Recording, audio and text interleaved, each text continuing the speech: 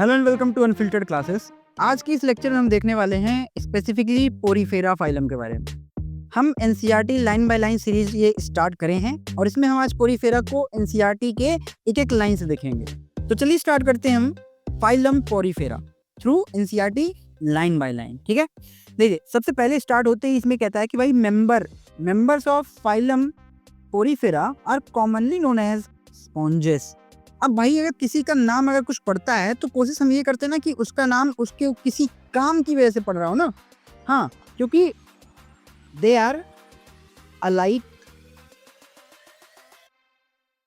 Sponges. मतलब आप जो बात करते टाइम यूज करते हैं ना, जो स्पॉन्ज, लगभग उसी की तरह ये आइडेंटिकल होते हैं ऑलमोस्ट। इसी वजह से इनका कॉमन नेम क्या पड़ जाता है, इसी वजह से इनका कॉमन नेम होता है स्पॉन्जेस। ठीक है,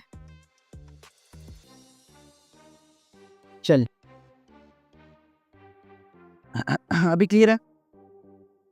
चल यहाँ पे आप इनकी पिक्चर देख सकते हो। ये जैसे हम आगे बढ़ते हैं तो हमको देखने को मिलता है कि दे आर जनरली मेराइन। देखो मैंने बताया था कि हम हैबिटेट, मोड ऑफ रिप्रोडक्शन और थोड़ा बहुत फूड हैबिट का भी देख लेंगे।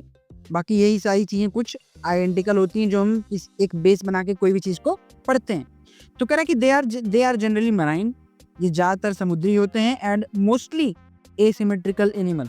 यहाँ पे देखो ना, जो हमने लास्ट लेक्चर में देखा था इसके पहले, वहाँ पे उसी की एक बात आ गई यहाँ पे कि दे आर एसिमेट्रिकल। एसिमेट्रिकल मतलब ये किसी भी एक्सिस पे इक्वल हाफ में नहीं कटेंगे। ठीक है, देन जैसे हम आगे बढ़ते हैं तो हमें नेक्स्ट लाइन क्या है, आप इसको फिगर 4.5 में देख सकते हो। 4.5 में आप देख सकते हैं इन तीनों फिगर में। इसमें कह रहा है कि these are primitive multicellular animals and have cellular level of organisation. देखो लेवल ऑफ ऑर्गेनाइजेशन कैसे है इनमें, सेलुलर लेवल का मतलब ये सेल लेवल पे हैं। अभी ये सेल लेवल पे हैं। They have cellular mode of organisation, cellular level of organisation. ठीक है, देन कह रहा है कि sponges have a water transport or canal system. याद रखना, यहाँ से नीट में कई बार क्वेश्चन आया हुआ है, ये क्योंकि इनकी एक कैरेक्टरिस्टिक प्रॉपर्टी इनको बनाती है। यहाँ पे इनकी ये क्या है, कैरेक्टरिस्टिक प्रॉपर्टी की sponges have water transport system, जिसको हम लोग क्या बोलते हैं, आगे देखते हैं क्या बोलते हैं। क्या है, वाटर इंटर्स थ्रू माइन्यूट पोर। इनमें ना एक छोटा सा छेद होता है जिसकी हेल्प से पानी इनमें एंट्री लेता है, उसको हम लोग बोलते हैं ऑस्टिया। उसको हम क्या कहते हैं, उसे हम कहते हैं ऑस्टिया। ठीक है, इन the body wall into a central cavity. Central cavity आप समझते हो क्या, देखो बीचों बीच, कैविटी का मतलब स्पेस, होलो, छेद। ठीक है, बीचों बीच एक छेद होगा, उसको हम लोग बोलेंगे सेंट्रल कैविटी, और उसी का नाम होता है स्पॉन्जियोसील। और उसी को हम क्या कहते हैं प्यार से, उसको हम कहते हैं स्पॉन्जियोसील। ठीक है, पानी की एंट्री कहाँ से हुई, पानी की एंट्री हुई एक स्ट्रक्चर से, जिस माइन्यूट पोर से, जिसको हम बोलते हैं क्या, ऑस्टिया। और अब हुआ क्या कि in the body wall into a central canal. अब वो पानी एंट्री लिया सेंट्रल बॉडी कैनाल, मतलब बॉडी के सेंटर में, उसको हमने बोला क्या, स्पॉन्जियोसील। ठीक है, from where it goes out through the osculum. और याद रखना, ऑस्कुलम से ये वाटर निकल गया। तो एक तरह से इनमें मैं एक बात कह सकता हूँ क्या, एक तो पहली चीज तो साफ साफ पता चल गई कि इनमें कंप्लीट एलिमेंट्री कैनाल तो नहीं है। ठीक है, लेकिन अलाइक सिस्टम कह सकते हैं ना। अलाइक सिस्टम मतलब कि उसके जैसा, not that but just like that, है ना। तो ऑस्टिया एक तरह से वर्क करेगा, एक्ट करेगा एज अ माउथ की तरह। ठीक है, और ऑस्कुलम एज अ एक्ट करेगा एज अ एनस की तरह, क्योंकि ऑस्कुलम से ही वाटर बाहर निकल जाता है। कह रहा है कि this pathway of water transport is helpful for food gathering, respiration, respiratory exchange and removal of waste. देखो भाई, ये क्या करेंगे, वाटर की एंट्री करेंगे, उसी के साथ में जो माइन्यूट ऑर्गेनिज्म होंगे वही इनका खाना हो जाएगा। और उसी की हेल्प से क्या करते हैं, गैसेस एक्सचेंज भी करते हैं, उसी की हेल्प से वो क्या करते हैं, रेस्पिरेशन भी करते हैं। मतलब ओवरऑल इनका सारा काम इसी वाटर के अदला बदली, मतलब आने जाने से ही हो जाता है। क्या क्या काम होता है इनमें, ये जो हमने भी नाम लिया, ऑस्टिया, स्पॉन्जियोसील एंड ऑस्कुलम, इससे क्या क्या इनमें हो जाता है, they are helpful in food gathering, respiratory exchange, removal of waste. सही है जी। नेक्स्ट है, जैसे हम आगे बढ़ते हैं, नेक्स्ट लाइन में कह रहा है कि अच्छा ये चीज याद कर लेना, इनमें क्या है, ये हेल्थ, इसको मैं मार्क कर देता हूँ पर, है ना। चलो नेक्स्ट है, कह रहा है कि क्वानोसाइट्स, ठीक है, क्वेनोसाइट्स या फिर इसी को हम लोग बोलते हैं कॉलर सेल्स। क्वेनोसाइट्स या फिर इन्हीं को क्या कहते हैं हम, कॉलर सेल्स। इनमें लाइनिंग होती है स्पॉन्जियोसील की एंड द कैनाल्स, ठीक है। कह रहा है कि choanocytes or collar cells line the spongocoel. देखो मैंने कहा था इनकी बॉडी के सेंट्रल हिस्से में, अगर आप डायग्राम में देखो तो ये सेंट्रल हिस्से में ये, ठीक है, इनमें जो सेंट्रल हिस्से में था और ये स्पॉन्जियोसील के अंदर की वॉल की जो लाइनिंग है, वो लाइनिंग किस चीज की है, क्वेनोसाइट्स या फिर कॉलर सेल उनको बोलते हैं। वो लाइनिंग किस चीज की है, क्वेनोसाइट्स या फिर कॉलर सेल्स की लाइनिंग है वो, ठीक है। देन नेक्स्ट आई कह रहा है कि डाइजेशन इज इंट्रासेलुलर। इंट्रा मतलब within the cell, digestion इनमें कैसे होता है, विद इन द सेल, मतलब सेल के अंदर ही इनमें डाइजेशन हो जाता है, ठीक है।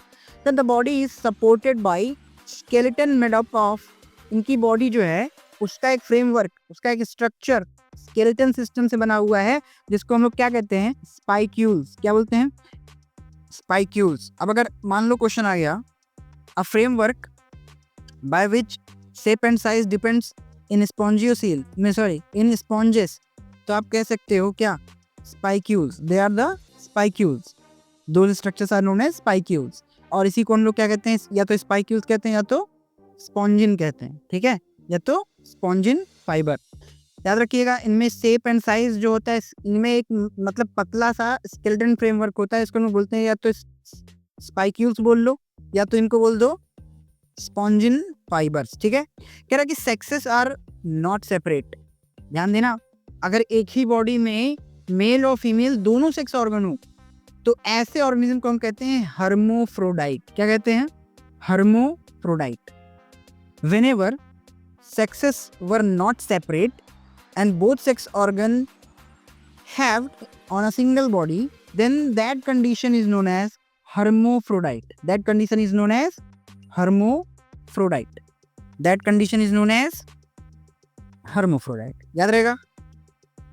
जब नेक्स्ट है आगे कह रहा है कि दैट इज एक्स और sperms are produced by the same individual. मतलब जो एक ही इंडिविजुअल है, जो एक ही मतलब स्पॉन्ज है, वो खुद ही एग भी प्रोड्यूस कर लेगा, खुद ही स्पर्म भी प्रोड्यूस कर लेगा। तो इसकी वजह से हमने बोला ये क्या है, हर्मोफ्रोडाइट, ठीक है। Sponges reproduce asexually by fragmentation. एक इनमें एसेक्सुअल मोड ऑफ रिप्रोडक्शन होता है थ्रू फ्रेगमेंटेशन, टुकड़े हो जाते हैं, ठीक है, और वो सारे टुकड़े आगे चल के नई डॉटर सेल में कन्वर्ट हो जाते हैं, ठीक है। एंड अगर सेक्सुअल रिप्रोडक्शन होता है तो सेक्सुअल रिप्रोडक्शन होता है by the formation of gametes. भाई ऑब्वियस बात है, सेक्सुअल रिप्रोडक्शन क्या है, formation of gamete is a characteristic property of sexual reproduction. तो सेक्सुअल रिप्रोडक्शन कैसे होगा, by the formation of gametes. Gametes के फॉर्मेशन से ही सेक्सुअल रिप्रोडक्शन हो रहा है, ठीक है। और ये आप लोग को दिख नहीं देता, आगे ऊपर कर लेना, ठीक है। नेक्स्ट कह रहा है कि fertilisation is internal and development is indirect. यहाँ से दो बात समझना, फर्टिलाइजेशन इंटरनल यानी कि बॉडी के अंदर होगी, और यहाँ पे कह रहा है कि डेवलपमेंट इज इनडायरेक्ट। जब जब डेवलपमेंट इनडायरेक्ट होगी तब तब उनमें एक स्पेशल स्ट्रक्चर बनेगी, एक स्पेशल स्टेज आएगी, इसको हम लोग बोलते हैं लार्वल स्टेज। लार्वल स्टेज कौन सी स्टेज, लार्वल स्टेज। देखो तभी आगे दिया है कि इनमें development is indirect and having larval stage. ये देखो, and having larval stage which is morphologically distinct from adults. अब ये देखो वो कह रहा है कि लार्वल स्टेज बनेगा विच इज मॉर्फोलॉजिकली डिस्टिंक्ट, अलग होगा एडल्ट से। मतलब मॉर्फोलॉजी क्या है, देखो मैंने बताया था तीन चीजें, अब 2 मिनट सुनी लो। एक तो होता है हमारे पास मॉर्फोलॉजी, एनाटॉमी एंड फिजियोलॉजी।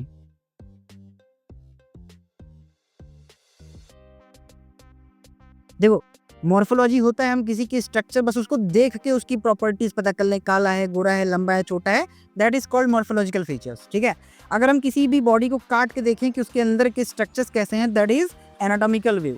ठीक है, और उसके अंदर जो हमने काट के देखा उसके अंदर चीजें काम कैसे कर रही हैं, इसे हम कहते हैं फिजियोलॉजिकल व्यू। ठीक है, तो समझ गए आप लोग। तो मॉर्फोलॉजिकली इनमें जो लार्वल होगा वो मॉर्फोलॉजिकली देखने से एडल्ट के कंपैरिजन में वो डिसिमिलर लगेगा, डिस्टिंक्ट लगेगा, डिस्टिंक्ट मतलब अलग लगेगा, लेकिन उसके ऐसा ही लगेगा। इतनी बात क्लियर है क्या? अब एक चीज और जान लीजिए, एनसीईआरटी है तो सबसे इंपॉर्टेंट चीज क्या होती है एनसीईआरटी की? एनसीईआरटी में दिए हुए एग्जांपल्स आर द कोर।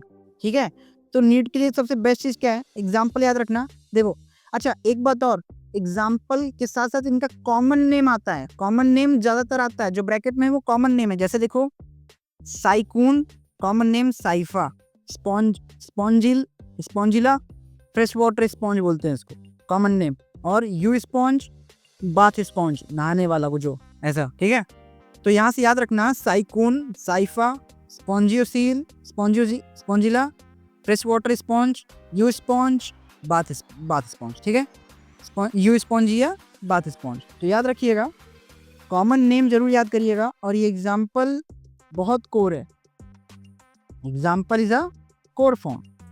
ठीक है, एग्जाम्पल बहुत कोर है। ठीक है, चलिए नेक्स्ट हम बात करने वाले हैं अपने नेक्स्ट अगले फाइलम के बारे में, 4.2.2 फाइलम सीलेंट्रेटा, जिसको हम लोग, अच्छा फाइलम सीलेंट्रेटा है। देखो यहाँ पे ब्रैकेट में लिखा है निडेरिया, क्योंकि इनमें एक स्टिंक लाइक स्ट्रक्चर होती है, बताऊंगा जैसे आगे पढ़ेंगे। यहाँ Cnidaria, common name they are known as Cnidaria and phylum known as Coelenterata. ठीक है, देखिए कह रहा है कि दे आर एक्वेटिक। याद रखिए, मतलब जो हम फाइलम पढ़ रहे हैं आप एक चीज नोटिस कर पा रहे हैं, सबसे पहले उसका रहने का हैबिटेट बता रहा है। तो सबसे पहले हैबिटेट बता दिया, कैसा है ये? एक्वेटिक है ये। ठीक है, मोस्टली मराइन मतलब ज्यादातर समुद्री हैं, एंड सेसाइल और फ्री स्विमिंग। सेसाइल का मतलब क्या होता है? सेसाइल का मतलब होता है fixed at definite place, fixed at definite place.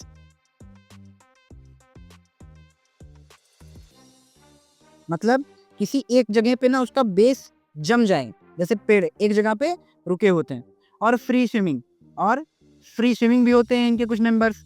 ठीक है, अब देखो इसमें आएगी मोड ऑफ सिमेट्री, मतलब मोड कराऊं, वे ऑफ सिमेट्री कैसी इनमें? देखो इनमें है रेडियल सिमेट्री, मतलब कहीं से भी काटो आइडेंटिकल, समझ में क्या? तो इनमें सिमेट्री कैसी है?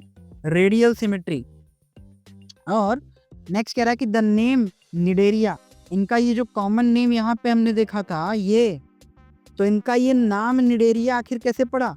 ये तो इनका कॉमन नेम जो है निडेरिया कैसे पड़ा? Cnidaria is derived from the example of Coelenterata, sorry, Cnidaria is derived from the cnidoblast और नीडोसाइट। ये नीडोब्लास्ट क्या है? इनमें स्पेशलाइज्ड सेल है जिसमें क्या होता है, एक तरह का पॉइजन समझो, which contains the stinging capsule, जो कि स्टिंगिंग कैप्सूल जैसा होता है। ये डायग्राम आप देखो, ये है नीडोब्लास्ट की, ये रहा निडेरिया नीडोब्लास्ट सेल्स। ठीक है, कह रहा विच कंटेन्स स्टिंगिंग कैप्सूल और निमेटोसाइट।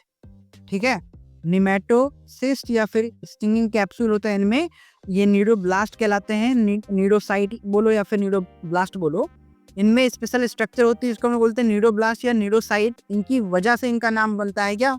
इनका नाम पड़ा क्या? निडेरिया। अब समझो, कह रहा है कि एक सेकंड, कह रहा है प्रेजेंट ऑन द टेंटिकल्स मतलब इनकी स्टिंग जो आगे होती है ना, टेंटिकल्स ऑन द बॉडी। कह रहा है कि cnidoblasts are used for anchorage, बचाव के लिए। एनकरेज मतलब एक तरह का राह दिखाने के लिए, रास्ता बनाने के लिए, डिफेंस बचाव करने के लिए, एंड फॉर कैप्चर प्रे, तो अपने शिकार को कैप्चर करने के लिए भी। याद रखिए ये जो नीडोब्लास्ट सेल थी ये किन किन काम आती है, व्हाट वर द फंक्शन, या फिर किस चीज के लिए हेल्प करती है? तो बताइएगा, for encouragement, defence and to capture its prey. ठीक है, सही है क्या? चलो, कह रहा कि cnidarian exhibits tissue level of organisation. देखो ना, इनमें लेवल ऑफ ऑर्गेनाइजेशन भी हमको पता चल गया। कौन सा लेवल ऑफ ऑर्गेनाइजेशन है इनमें? इनमें है टिश्यू लेवल ऑफ ऑर्गेनाइजेशन। ठीक है, आगे कह रहा है कि दे आर डिप्लोब्लास्टिक। मतलब 2 जर्म लेयर है, ठीक है। दे आर डिप्लोब्लास्टिक, मतलब इसमें एक्टोडर्म और एंडोडर्म है बट मेसोडर्म नहीं है, ठीक है। कह रहा कि दे हैव, एक सेकंड जस्ट मिनट, करा they have central gastrovascular cavity.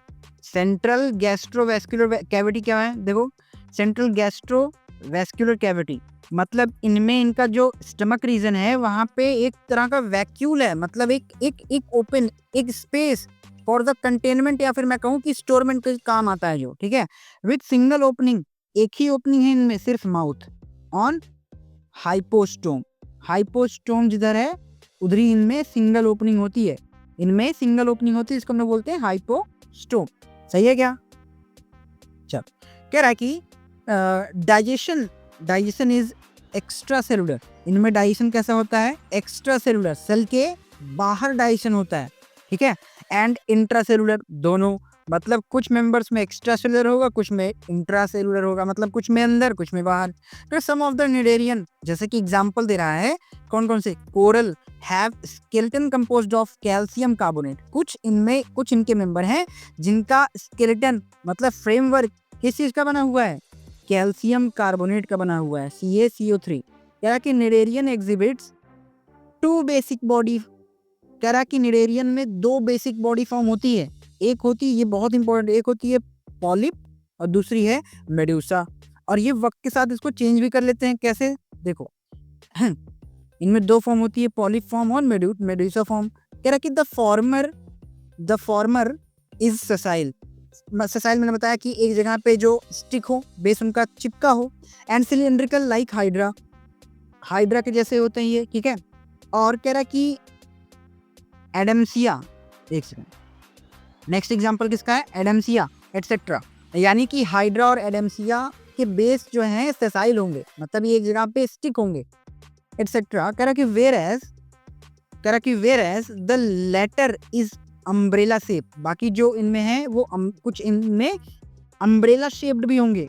Umbrella shape की बात करूं कि ये देखो, है ना। कह रहा है एंड फ्री स्विमिंग, अब इनमें फ्री स्विमिंग भी कुछ करेंगे। सेसाइल वाले की एग्जांपल क्या था? मैंने बताया अभी, एडेम्सिया और हाइड्रा। फ्री स्विमिंग कौन करता है? ऑरेलिया, या फिर इसी को हम लोग कहते हैं जेलीफिश। मतलब जेलीफिश या Aurelia is an example of free swimming.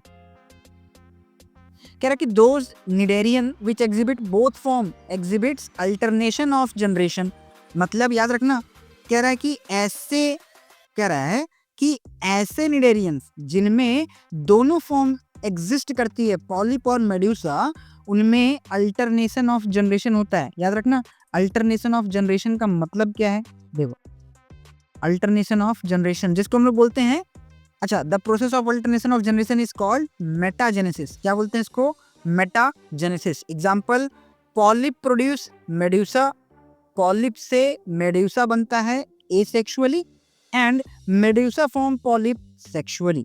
मतलब ध्यान से समझना, पॉलिप से मेडुसा का बनना होगा। देखो यहाँ पे दिखाता हूँ, ठीक है। देखो बी एग्जांपल, ये एडेम्सिया पॉलिप है, ये जो है ये कैसा है? ये है पॉलिप।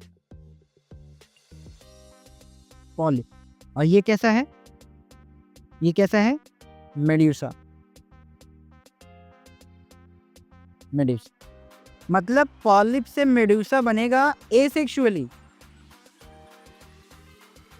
देखो दिया ना, पॉलिप से मेडुसा बनेगा एसेक्सुअली, और मेडुसा से पॉलिप बनेगा तो सेक्सुअली होगा ये प्रोसेस, ठीक है। और इसी को अकॉर्डिंगली अपना फॉर्म बदलना, इसी को हम कहते हैं मेटाजेनेसिस, और प्रोसेस को बोलते हैं हम लोग अल्टरनेशन ऑफ जनरेशन, ठीक है। समझ में आ गया? एग्जाम्पल जो कि सबसे इंपॉर्टेंट है, इसका एग्जाम्पल क्या होगा? ओबिलिया हो जाएगा, और पेनिनसुला कॉमन नेम जरूरी है, तो sea pen is a common name of Pennatula. Gorgonia, sea fan is a common name of Gorgonia. और Meandrina common name brain coral हो गया, ठीक है। आप लोग को दिख रहा है कि नहीं? ऐसे याद करना है, पेनिनसुला, सी पेन, गुर्गोनिया, सी फैन में मैंड्रीना, ब्रेन कोरल, ठीक है। इतनी बातें क्लियर है क्या? यहाँ तक कोई डाउट? हमने आज के लेक्चर में क्या देखा, हमने देखा पॉरीफेरा, और हमने क्या देखा, हमने पॉरीफेरा देखा और सिलेंट्रेटा। सिलेंट्रेटा के कॉमन नेम निडेरिया, क्योंकि इनके पास निडोब्लास्ट नाम की एक स्पेशल स्ट्रक्चर होती है, that's why they are being named as Cnidaria, और निडेरियन भी बोलते हैं हम इनको। तो होप सो करते हैं कि आपको ये लेक्चर समझ में आया होगा, और ज़रा भी अगर वैल्यूएबल रहा हो तो प्लीज़ चैनल को लाइक कमेंट शेयर जरूर करें। मिलते हैं आपसे नेक्स्ट वीडियो में। Till then stay healthy.